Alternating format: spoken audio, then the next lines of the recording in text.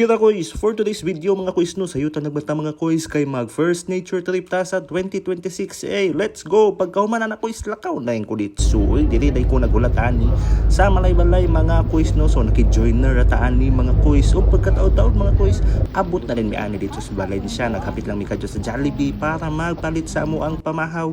O abot na rin mi ani mga Kois no. And of course, pray gid taon na Kois ay hatamag hike.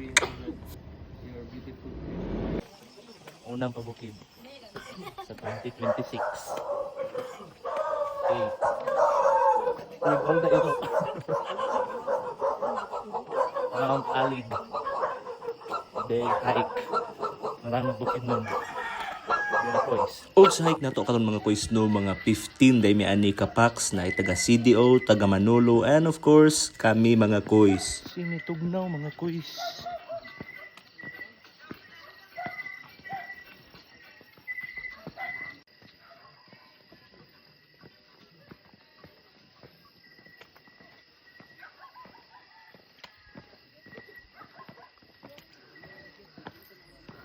Og pagkataod-taod mga Kois, nandarin ta sa Potok 5, Himaya, Kulambugon, Maramag, Bukidnon.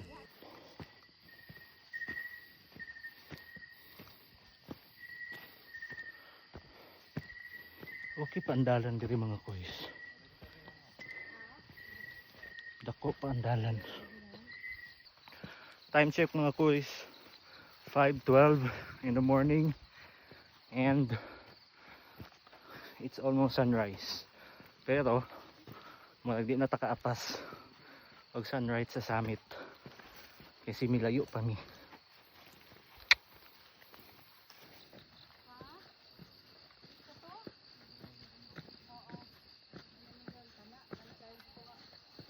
Wala to tuan.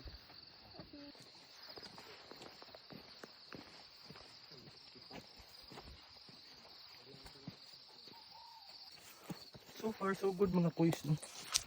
Dili yung kaayo sa inyong na ascent kaayo. Gamay lang ascent. Naghandagan patag. So easy ra mga Kois kung i-compare na ko sa mga uban pod ng mga bukid na nasa katagan ato. So mga recommended siya for mga beginners. Yes, lagyan na pud gyapon ta.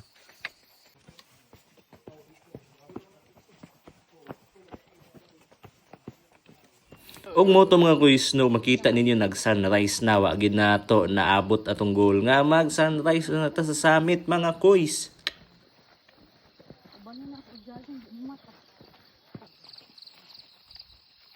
Magang kay anda mga Kois.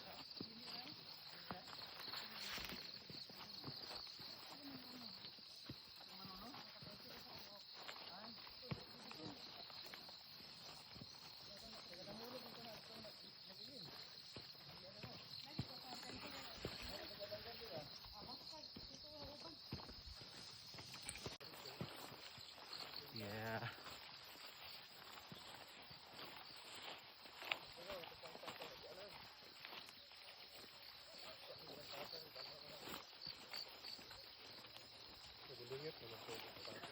Buntag na kay Kois.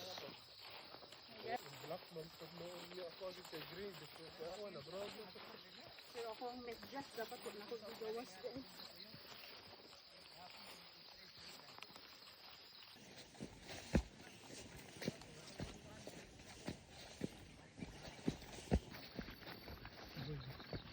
May buntag. Buntag, lagod.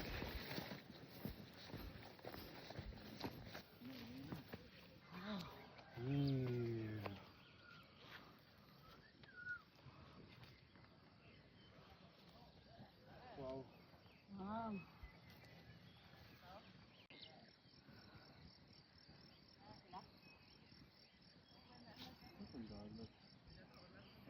Mas 20?